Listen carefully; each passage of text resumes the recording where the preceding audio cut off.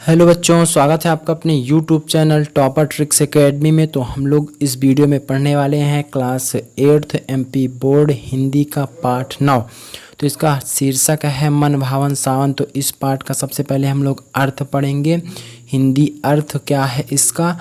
तो आप लोग वीडियो को पूरा ज़रूर देखें और अपने दोस्तों के पास इसको शेयर कीजिए ताकि वो भी फ्री वीडियो क्लास का फ़ायदा उठा सके। और हिंदी माध्यम के फ्री वीडियो पाने के लिए चैनल को सब्सक्राइब कर लीजिए ताकि मैं कोई वीडियो बनाता हूं तो आपके पास तक उसकी सूचना, उसका नोटिफिकेशन आसानी से पहुंच जाए। तो प्यारे बच्चों, सबसे पहले आप लोग जान लीजिए कि इस पाठ के आपके लेखक कौन है। मन भावन सावन की कविता है एक ये। तो इसके लेखक हैं सुमित्रा नंदन पंत जी, जिनको प्रकृति का सुकुमार कवि कहा जाता है। ये एक क्वेश्चन भी आता है हिंदी में कि प्रकृति का सुकुमार कवि किसे कहा जाता है। तो किसको बोला जाता है? सुमित्रा नंदन पंत जी को। क्यों कहा जाता है? क्योंकि ये प्रकृति का इतना सुंदर वर्णन करते हैं कि जैसे वो घटना एकदम हमारे नज़रों के सामने घटित हो रही हो अगर जो आप उनकी कविताओं को पढ़ते हैं तो।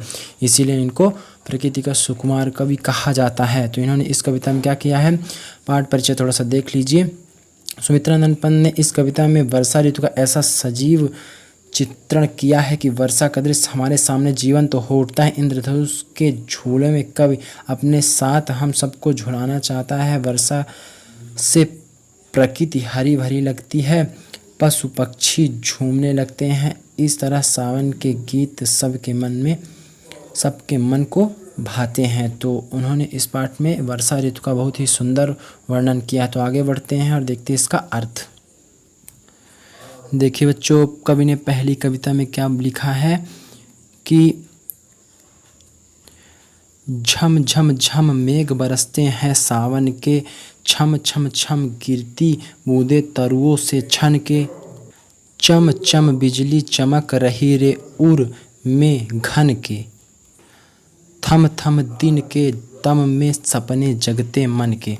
तो इसमें उन्होंने क्या बताया है, देखिए आप लोग लिखेंगे, जब इसकी व्याख्या लिखेंगे तो कवि कहता है कि सावन के महीने में काले काले मेघ छा गए हैं और पृथ्वी पर छमाछम क्या कर रहे हैं, बरस रहे हैं, बारिश कर रहे हैं। पानी की बूंदें वृक्षों में से छन के छम छम छम की आवाज़ करती हुई धरती पर गिर रही हैं। आकाश में घनघोर बादल छा जाते हैं। दिन में भी पृथ्वी पर अंधेरा छाने लगता है। इस दिन के अंधेरे में रुक रुक कर मन में सुहावने सपने जगने लगते हैं, अर्थात मन में प्रेम के सपने जगने लगते हैं। तो इस कविता में कवि ने इसी व्याख्या की है। अगली कविता में कवि क्या बोल रहा है, पंखों से रे फैले फैले ताड़ों के दल, लंबी लंबी अंगुलियां हैं चौड़े कर तल, तड़ तड़ पड़ती धार वार की उर पर चंचल, टप टप झरती कर मुख से जल बूंदे छलमल।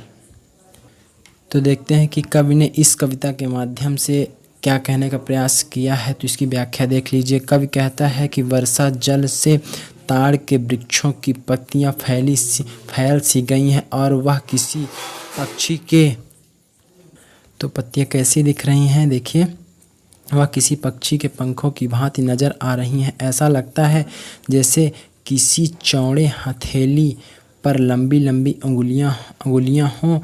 जब उन पर वर्षा जल की चंचल धार तड़ तड़ की आवाज़ करते हुए गिरती हैं तो वह चलायमान सी नज़र आती हैं। टप टप की आवाज़ करती जल की बूंदें ऐसी दिखाई देती हैं जैसे ताड़ के पत्तों के मुख से झलमल करती बूंदें झर रही हैं।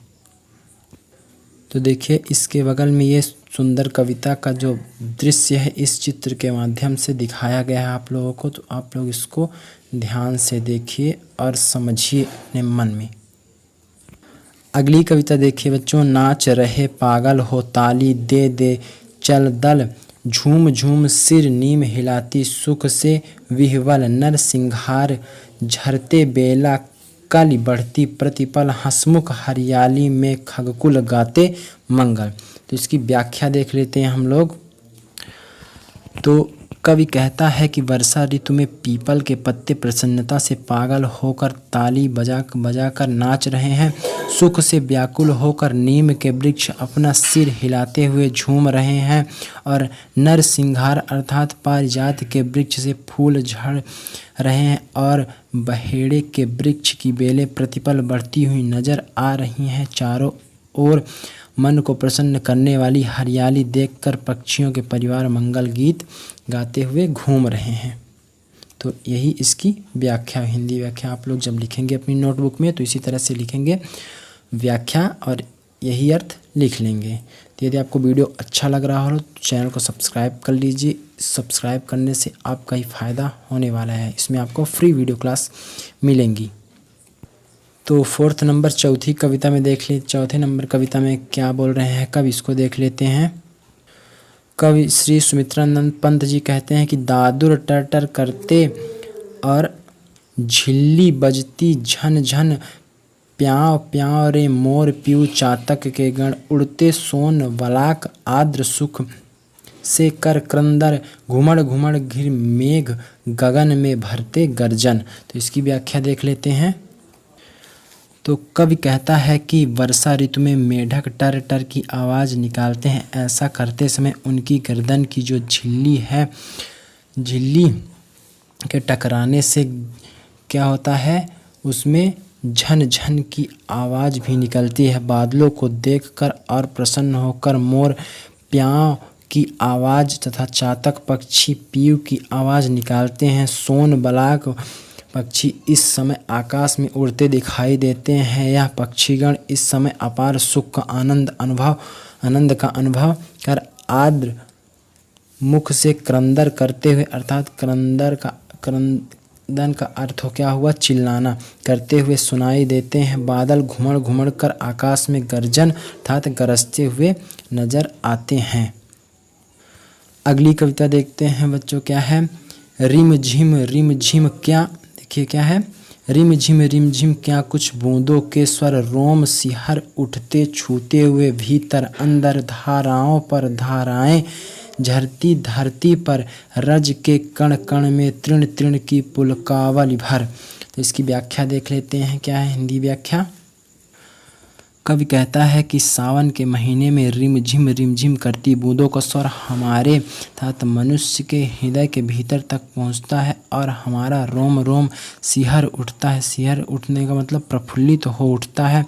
वर्षा जल की धाराएं धरती पर और धरती पर झरती नजर आती हैं। यह धरती की धूल के कण कण और प्रत्येक तिनके तक को आनंद से रोमांचित कर देती हैं।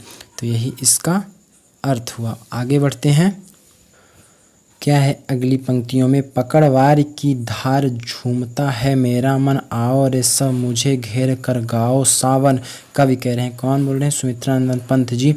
इंद्रधनुष के झूले में झूले मिल सब जन, फिर आए जीवन में सावन मन भावन। तो इसकी व्याख्या देखते हैं, हिंदी व्याख्या। तो हिंदी व्याख्या है इसकी, कवि कहता है कि मेरा मन वर्षा जल की धारा को, वारी का अर्थ क्या हुआ, जल, तो वर्षा जल की धारा को पकड़कर झूमता है और सभी लोग आओ मुझे चारों ओर से घेरकर सावन के गीत गाओ। हम सब लोग मिलकर इंद्रधनुष के झूले में झूले, ऐसा मन को अच्छा लगने वाला सावन का महीना हमारे जीवन में बार बार आए।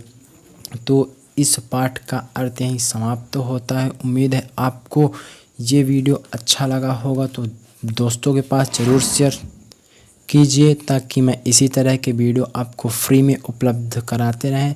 जब ज़्यादा लोग देखते हैं तो हमको भी मोटिवेशन मिलता है, नहीं तो अगर जो व्यूज़ नहीं आता है तो फिर हमारा भी मन थोड़ा सा वो हो जाता है। तो इसलिए आप लोग ज़्यादा से ज़्यादा इसको शेयर कीजिए व्हाट्सअप, फेसबुक, कहीं भी अपने दोस्तों के पास, और चैनल को सब्सक्राइब कर लीजिए ताकि आपको नई अपडेट्स मिलती रहे। तो इस वीडियो में इतना ही, मिलते हैं अगले वीडियो में। जय हिंद, जय भारत।